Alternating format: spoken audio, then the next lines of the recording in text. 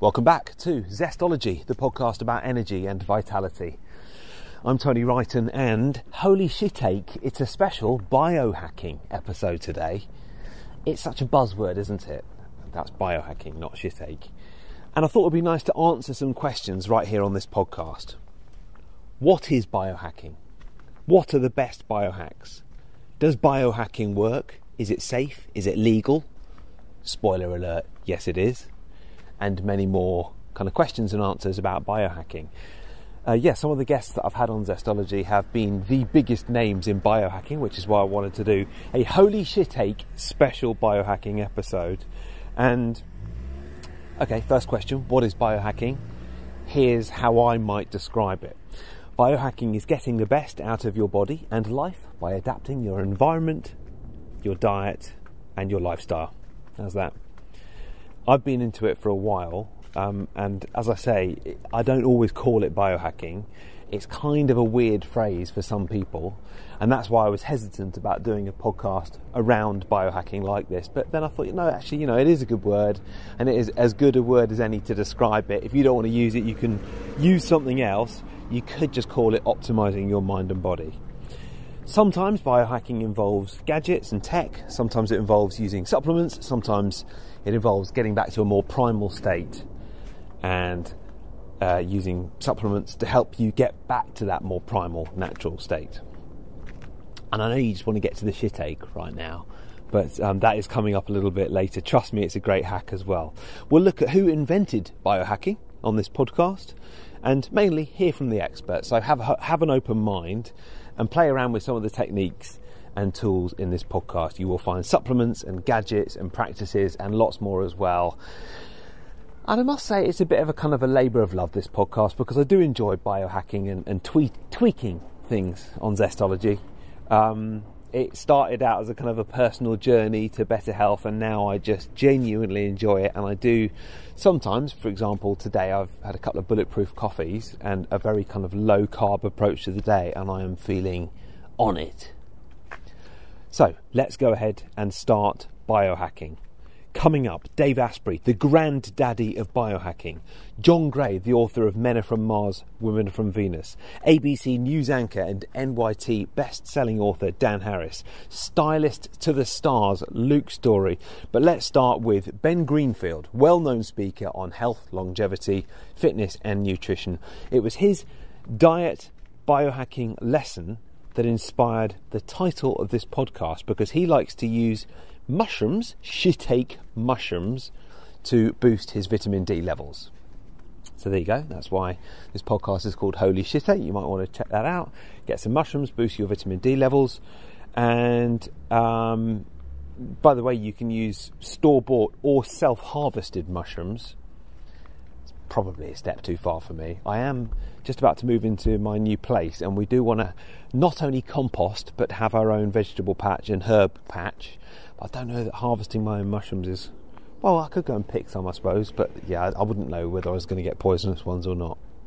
Anyway, studies conducted on shiitake mushrooms indicate that if you've got your shiitake mushrooms, you put them in the sun for 12 hours, then they give you a massive amount of vitamin D.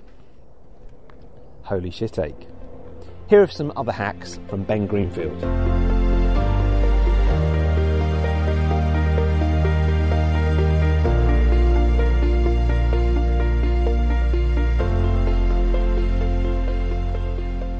Now, Ben, your site has been a great source of information for me on fasting, and I found it really useful. And since I knew that we were going to be chatting, I've compiled a couple of questions that I wonder whether you'd given it the same amount of thought that I have. You probably have. One question I've wondered long and hard about with fasting is taking supplements during a fast, and I've had some slightly conflicting opinions on it.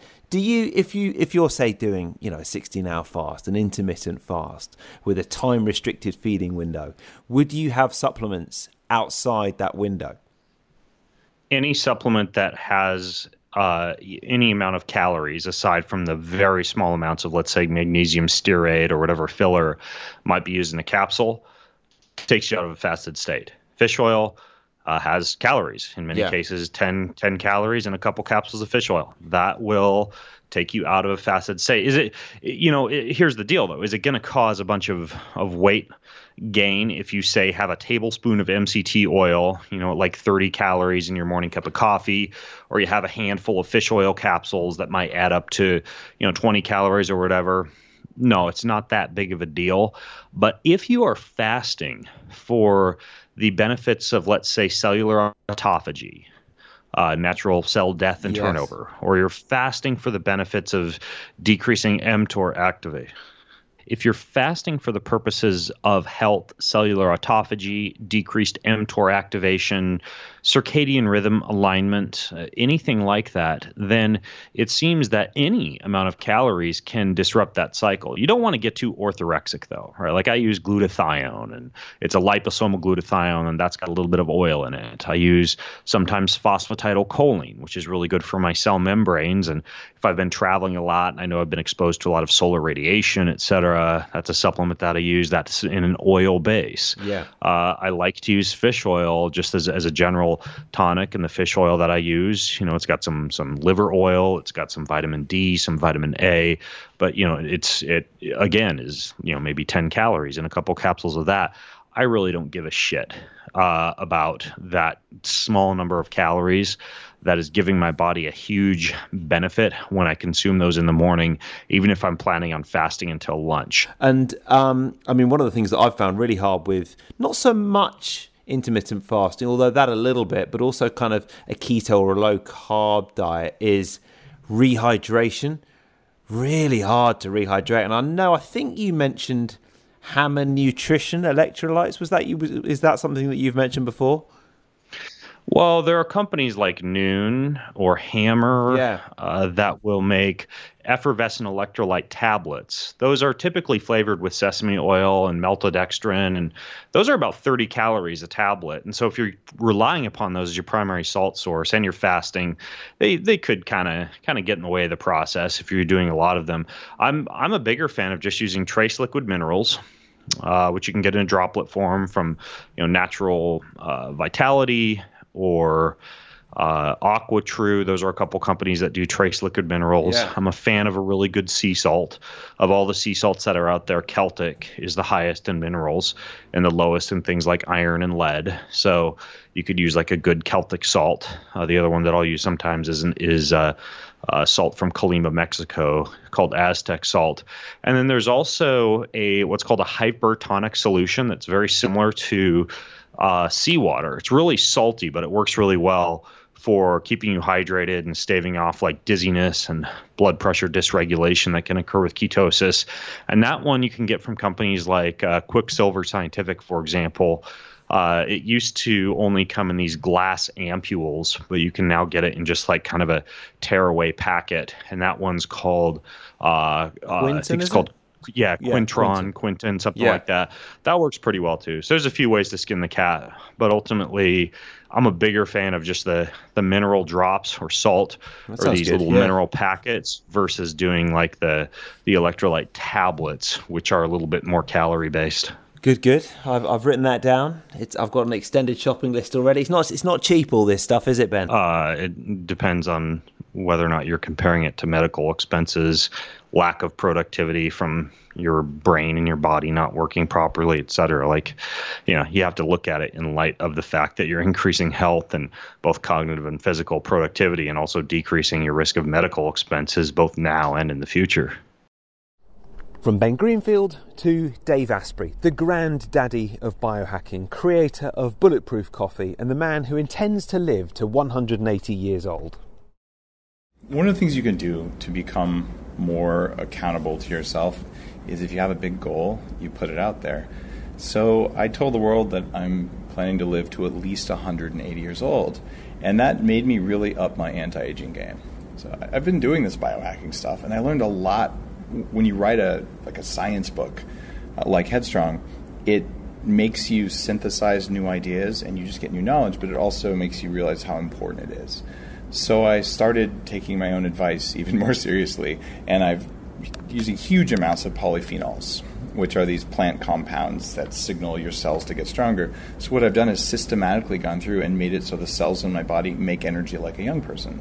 And when you can do that, it actually regenerates you. And yes, I've done stem cells and I've done all kinds of stuff that I write about on the blog.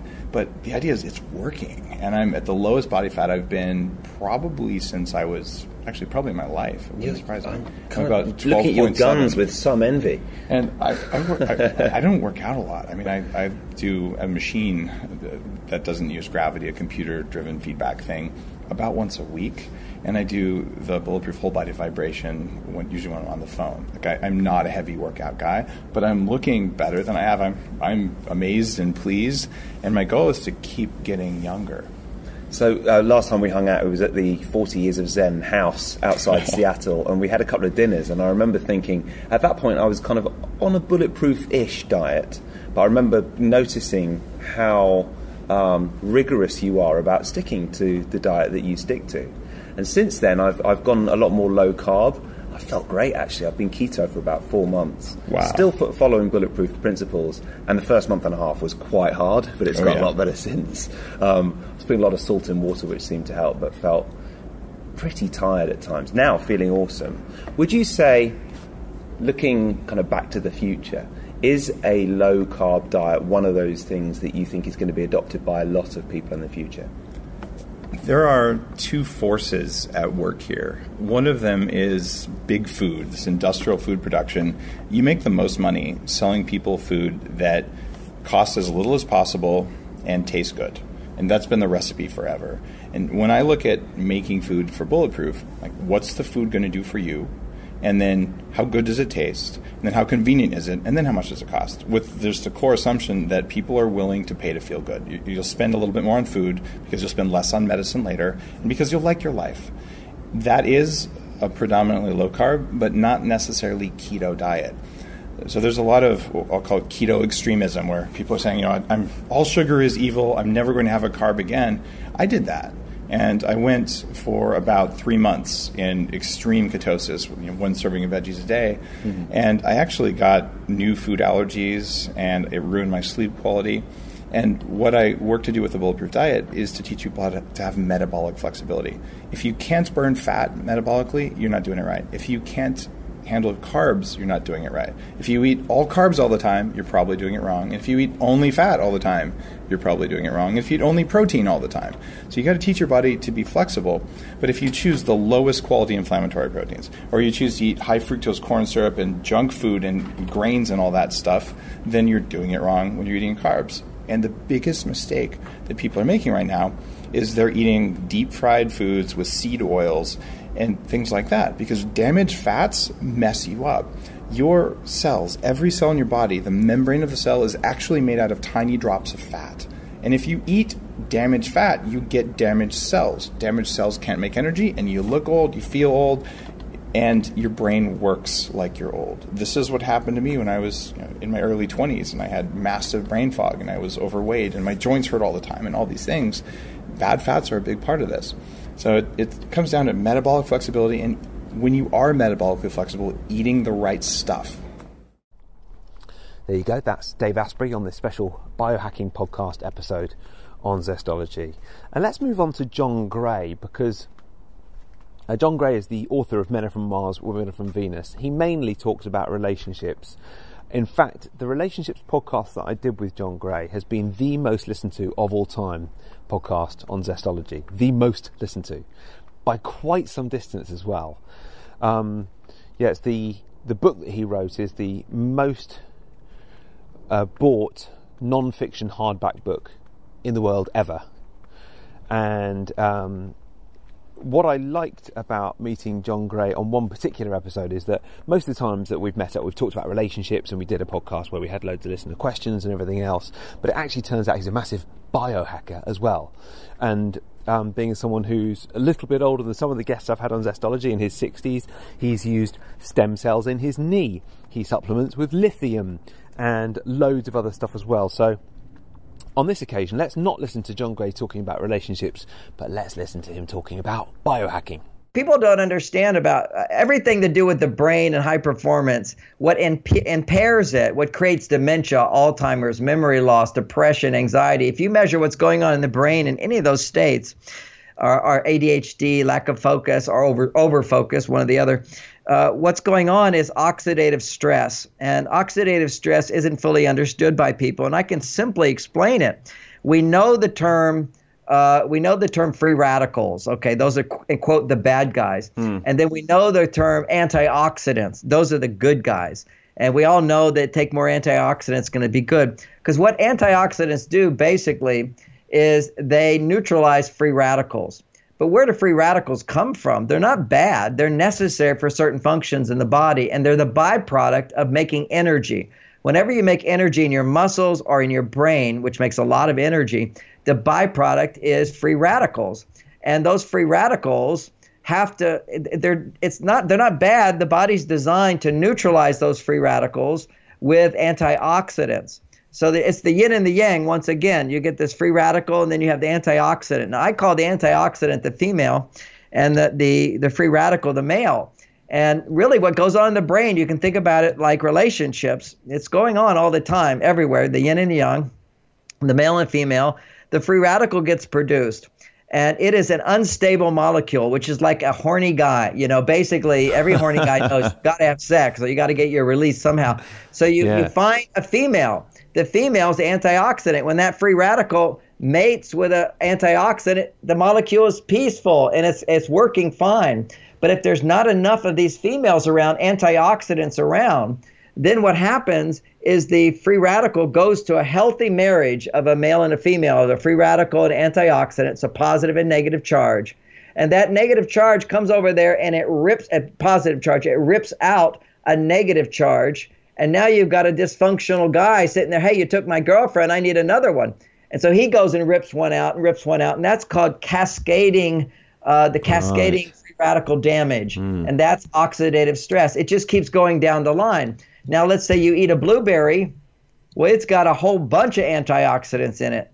So it says, here's a free radical coming by and says, I'm a horny guy, and this is a sultan with 50 women. He says, take one of mine, no problem. And they go, and they have to live happily ever after. So you need lots of antioxidants for the brain. Vitamin E is an antioxidant. Vitamin C is an antioxidant, so lots of fruits for that, for the vitamin C. There's also the major antioxidant of all antioxidants is your body makes it. You see, you can take antioxidants, which are good, but your body makes it with glutathione. Glutathione is made by your liver, but in every cell and every neuron in your brain makes it. And if you don't make enough of it, your body will always make plenty of free radicals. If you're making energy, you're producing free radicals.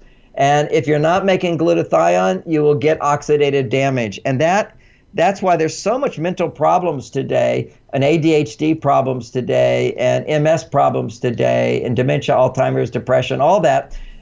These become chronic conditions because the body doesn't generate enough antioxidants because high blood sugar inhibits glutathione production. So ironically, you eat a lot of junk food, lots of sugar and sweetness and whatever, and I'm not against that in moderation, but you eat a lot and you get a high blood sugar rush. Sugar produces massive energy, right? You feel great. Well, that's massive free radicals, but a high blood sugar inhibits glutathione production. So that's one of the reasons we're having so many problems. Oh, if you're not getting an erection every morning, you need it. If you're tired, generally, that's one of the main reasons. Blood sugar issues can also cause tiredness, but if you don't have your motivation, your mojo, your sense of motivation, that is low testosterone in men. My daily thing, I have lots of supplements I take at different times. Yeah, what do you take every day? Well, every day for the last 15 years, not every day, but it's been the consistent for 15 years, almost every day when I have time to make it, is the super minerals, which are the 5 alkalizing minerals that are necessary for brain sex. What's going on in your brain 1,000 times a second is calcium is penetrating the neuron and then coming out.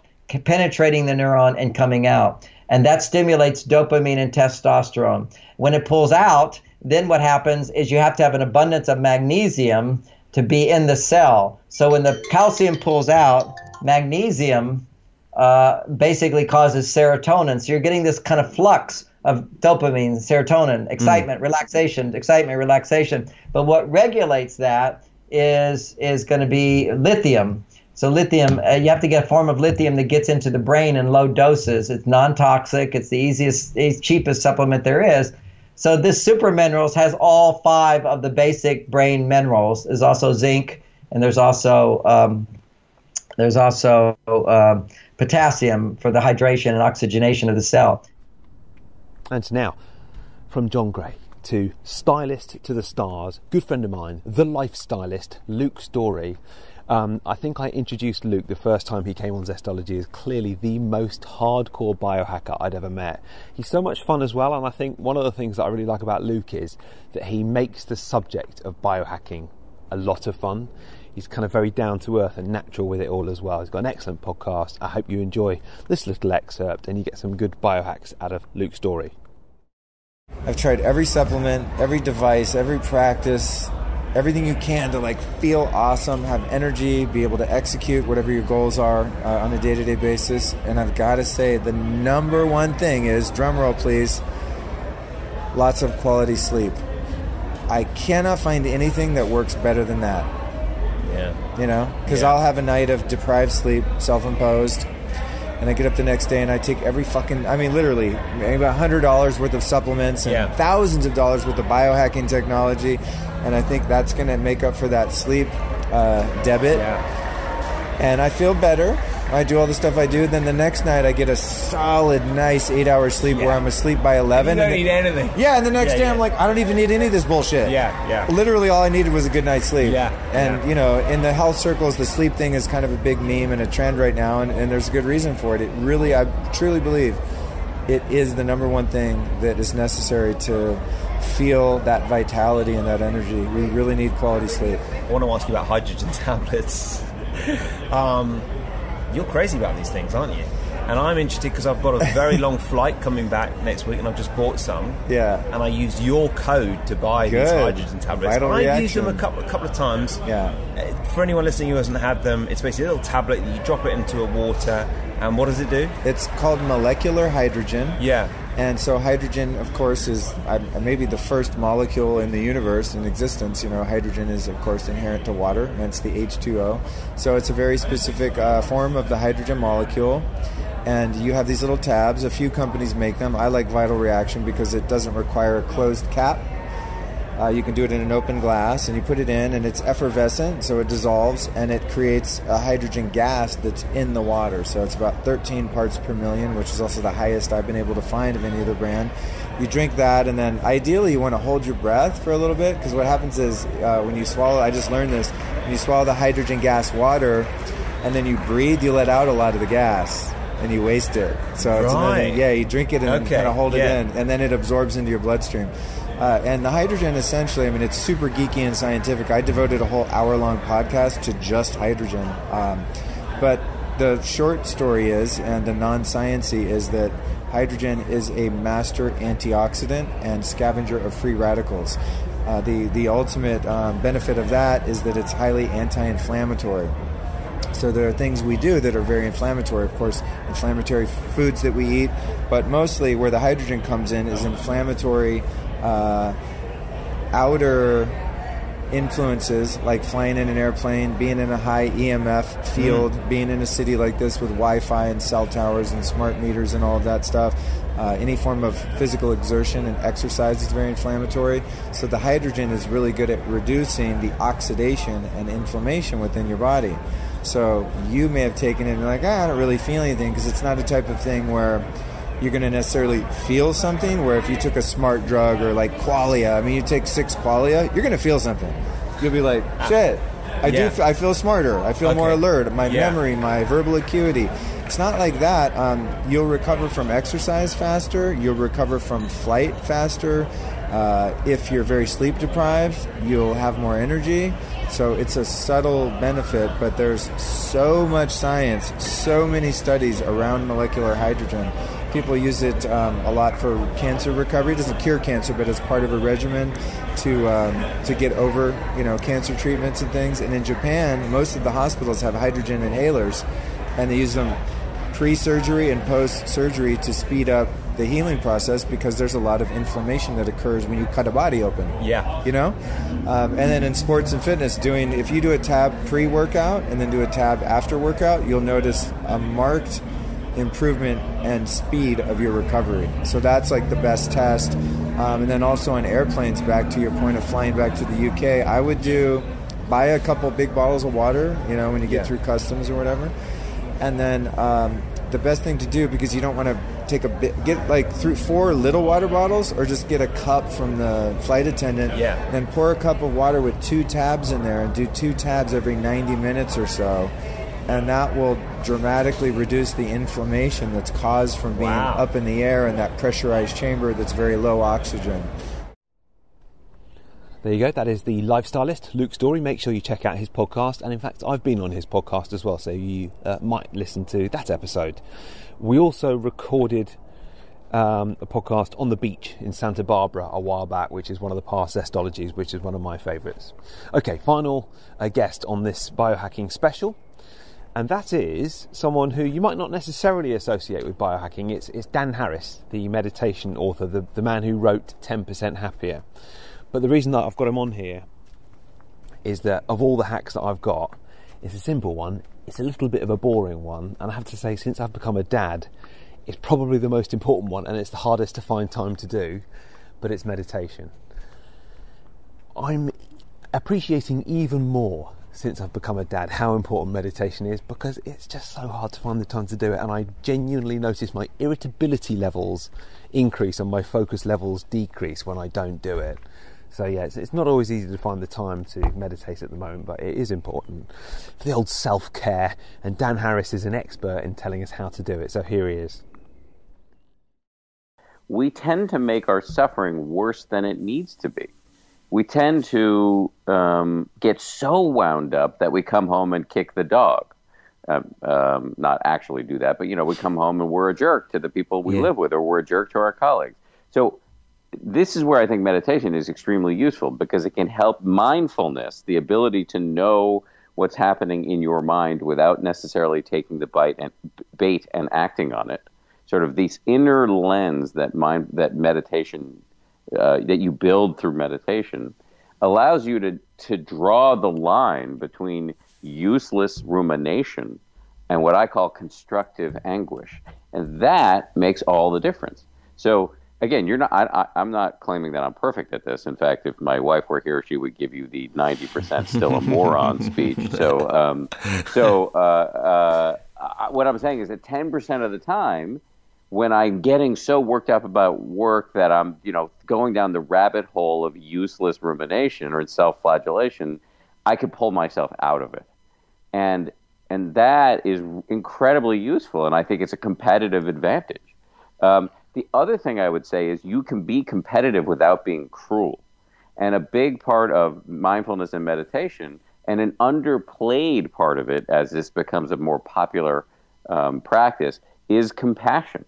And I don't mean compassion in a gauzy, weak, gooey, blindly sentimental way. I mean just basic empathy, understanding, and the desire to have good relationships with the other Homo sapiens in your orbit. This is not actually, there is a massively powerful, scientifically validated, self-interested argument for getting good at having good relationships and being nice to people. The science shows that people who are compassionate are healthier, happier, more popular, and more successful. And this is, I believe, a natural outgrowth of having a mindfulness practice, and has been extremely powerful for me in the workplace. It's made me happier in the workplace. It's improved my relationships. It's made people want to be more collaborative with me. And as you know, in television journalism, it is intensely collaborative. You can't do anything on your own. Yeah. And if you're alienating the people around you, it has a competitive disadvantage. I would argue that the most important thing about meditation is doing it, and B, that as you go about starting it, you should look for options that are either free or cheap. This should not become an expensive thing. And if you don't have the money to buy an app or to buy a book, you can go online and Google mindfulness meditation instructions. And I believe there's a center at Oxford run by a guy named Mark, whose last name I'm forgetting, Right. who is awesome, right? And or the University of California, UCLA, University of California, Los Angeles. They have a center of mindfulness. It's called MARC, Mindful Awareness Research Center. And these places, they post free guided meditations. So go use them and learn how to do it that way. Or go to a free class in your neighborhood. Just Google mindfulness meditation and see who's teaching it nearby. And I would say that, and I haven't had a chance to say this yet, but that I think it need not be some huge time-consuming hobby. I think 5 to 10 minutes a day is enough for you to derive the advertised benefits of meditation, which include, lowering your blood pressure, boosting your immune system, and literally rewiring key parts of your brain that have to do with stress and compassion and self-awareness. And I think 5 to 10 minutes a day, which will give you this collision with the asshole in your head, right? And that daily collision helps you fend off the shitty suggestions, right? So you may get better at not eating the 18th cookie or not saying the thing that will ruin the next 48 hours of your marriage. And that's the value add here, man. That's the game changer.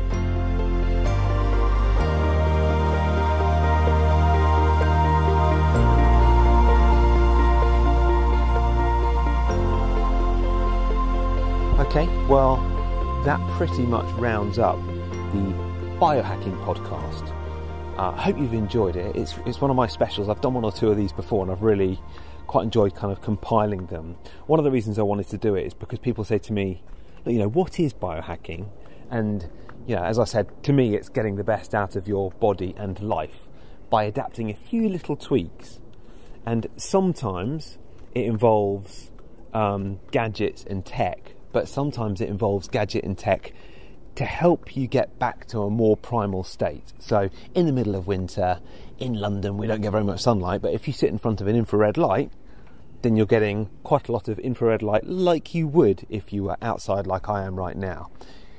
And it's much easier on a nice May day than it is on a January morning when it's cloudy and damp and drizzly. So you see, actually, there you're using gadgets and tech, but it's still mostly about getting back to a more primal state. And that's, to me, hacking and biohacking. And sometimes it's as simple as some shiitake mushrooms. Have a great week. Thanks for listening to Zestology. Do sign up to the 3 Zesty Things newsletter where there's plenty more hacks like this. I'm going to continue strolling around London on this, beautiful May afternoon in my flip-flops. You might be able to hear that I've got flip-flops on. And in fact, talking of hacks, these are my plugs flip-flops that have a special grounded bit in the middle of the flip-flop, which is made, every step is supposed to be grounding me to the earth. Do I feel better for it? Yeah, a little bit. I don't know that it's a 5 out of 5 hack, but they are comfy flip-flops. So hacks like that on the 3 Zesty Things newsletter every Monday. You can head to TonyWrighton.com, sign up for that, and I will see you next week.